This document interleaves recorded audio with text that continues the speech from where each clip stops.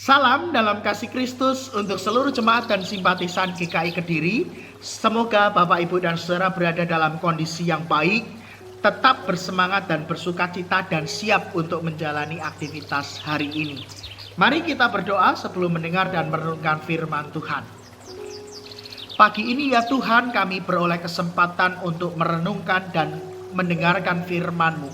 Maka berkatilah supaya kami diteguhkan dan diperlengkapi oleh firman Tuhan yang menjadi pelita bagi langkah kaki kami. Bersabdalah, sebab kami anak-anak-Mu siap untuk mendengarnya. Demi Yesus Kristus kami berdoa. Amin. Bapak Ibu, sarapan pagi ini kita akan merenungkan tema luka hati jangan dibiarkan.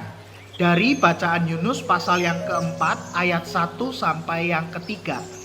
Tetapi hal itu sangat mengesalkan hati Yunus, lalu marahlah ia dan berdoalah ia kepada Tuhan, katanya, "Ya Tuhan, bukankah telah kukatakan itu ketika aku masih di negeriku?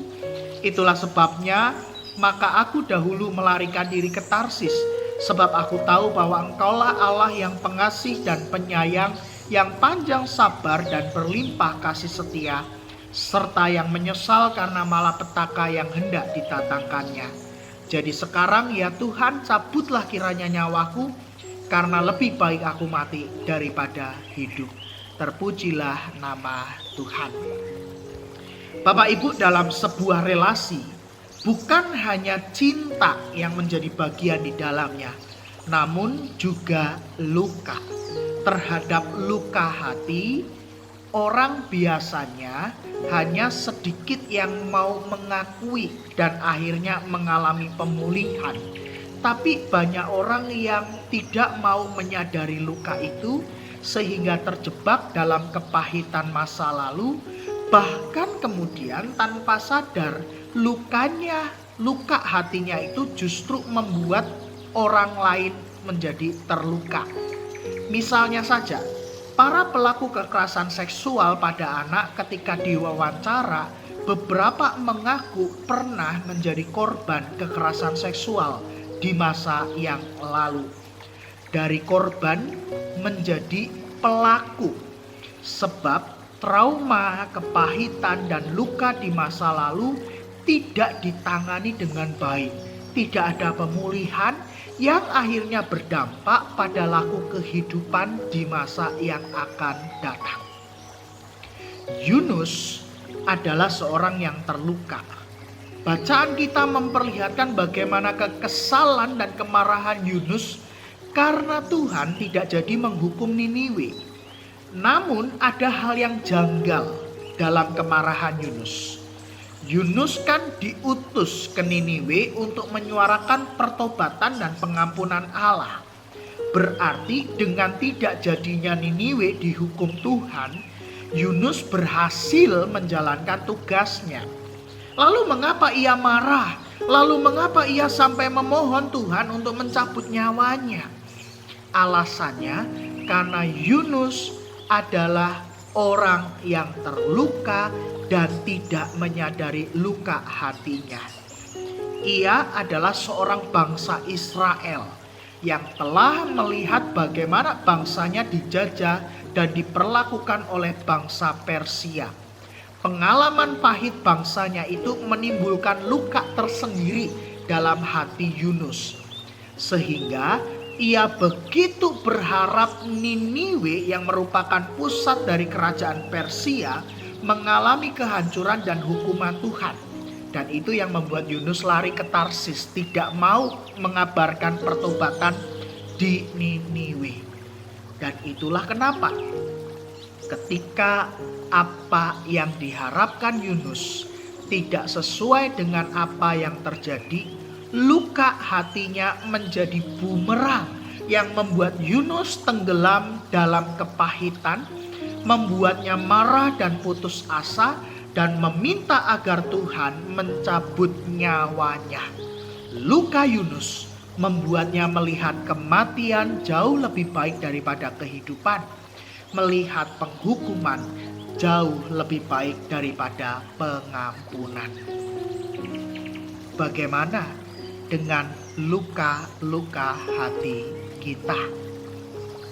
Bapak, Ibu, dan Saudara, jangan biarkan luka hati menguasai kehidupan kita hingga membuat kita tidak bisa melihat cinta yang memulihkan dan membalut luka itu sendiri. Dalam sebuah relasi, cinta dan luka adalah bagian yang tidak pernah bisa dipisahkan. Saat kita mencintai atau mengasihi seseorang, kita mesti siap untuk mengalami luka. Sebaliknya, saat kita terluka, maka biarlah cinta itu yang membalut dan memulihkan luka yang ada. Maka penting untuk menyadari, mengakui, dan berpulih dari luka hati melalui cinta Tuhan yang kita rayakan dan bagikan di dalam relasi itu. Ingat, luka hati jangan dibiarkan. Amin. Mari Bapak Ibu kita bersama berdoa, dan secara khusus kita akan berdoa bagi para wulan, warga usia lanjut dalam segala keberadaan mereka. Tuhan kiranya peliharakan hidup mereka. Tuhan, pagi ini kami diingatkan betapa kami tidak boleh menganggap remeh atau sepele luka-luka hati yang muncul akibat pengalaman buruk di masa lalu yang kami alami.